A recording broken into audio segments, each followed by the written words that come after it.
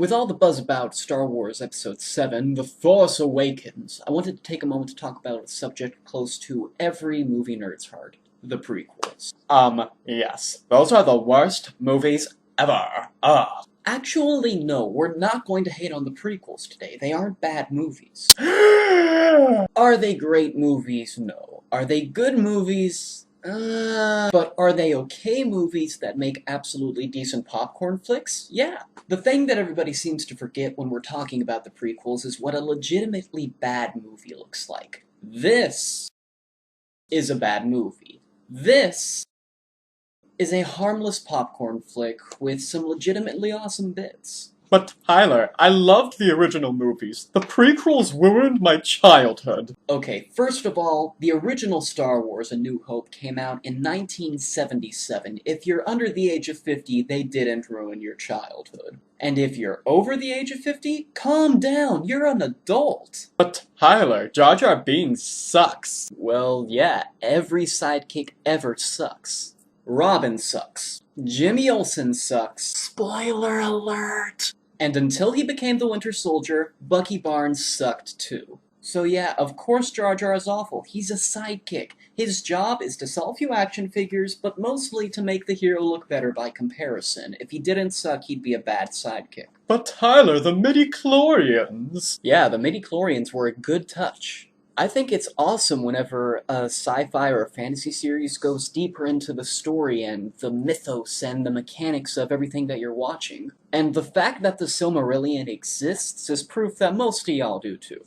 But Tyler, the dialogue is awful.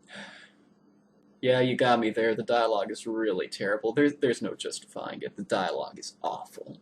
Heh heh. Moving on. Tyler, everything is CGI. Ew. Well, yeah, of course it's all CGI. Lucas and Industrial Light and Magic, they've always been at the cutting edge of the current special effects technology. And at the time these movies were made, CGI was the new big thing that everybody was trying to work with. The prequels were pioneers. They pushed the boundaries of what you could do with CGI the same way that the originals pushed the boundaries of what you can do with practical effects. Come on, Tyler, the acting is terrible. Is it, though?